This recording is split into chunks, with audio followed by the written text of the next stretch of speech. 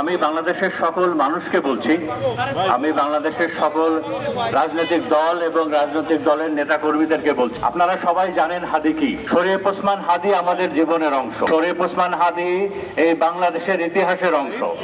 শরীফ ওসমান হাদির যে জানাজা হয়েছিল, যে জানাজাতে ইতিহাস সৃষ্টি হয়েছিল, সেটা কোনো দলের স্পন্সরশিপে হয় নাই। বাংলাদেশের সাধারণ মানুষের স্বতঃস্ফূর্ত ভালোবাসা এবং শ্রদ্ধায় সেখানে এক জনসমাবেশ হয়েছিল। হাদি বাংলাদেশের স্বাধীনতার প্রতীক। ওসমান হাদি আমাদের অনুপ্রেরণা। ওসমান হাদি বাংলাদেশের প্রত্যেকটা বিপ্লবীর অনুপ্রেরণা, বাংলাদেশের স্বাধীনতার প্রতিচ্ছবি। আর ওসমান হাদি কি সেটা বাংলাদেশের অনেক মানুষ না বুঝলেও বাংলাদেশের শত্রুরা ঠিকই বুঝেছিল এবং এ কারণেই তাকে জীবন দিতে হয়েছে।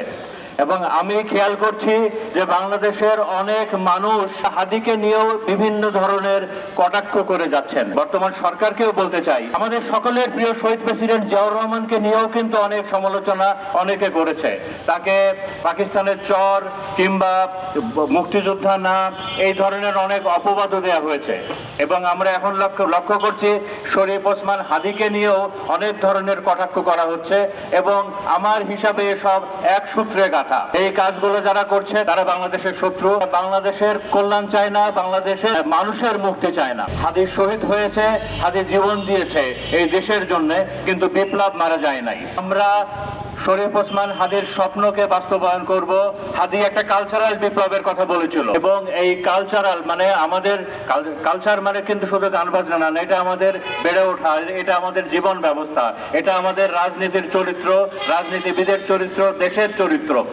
যে কালচারাল বিপ্লবের স্বপ্ন হাদি দেখেছিল, আমরা যেন সেগুলোর বাস্তবায়ন করতে পারি। তো এরকম একটা মানুষের বিচার যদি না হয়, তবে আপনাদেরকে এই বাংলাদেশের মানুষ, এই বাংলাদেশ এবং বাংলাদেশের ইতিহাস ক্ষমা করবে না। আমরা সবাই যে কোনো মূল্যে শরীফ ওসমান হাদির বিচার চাই এবং সে যে স্বপ্নগুলো দেখেছিল, সে একটা অনুপ্রেরণা, এগুলোর বাস্তবায়ন চাই। একই সাথে এই রকম আইডিয়াল ফিগার, এইরকম একটা অনুপ্রেরণা ক্ষণজন্মা, এরকম ক্ষণজন্মা সহজে আসে না। 1000 বছরে একজনে আসে, 100 বছরে একজন আসে।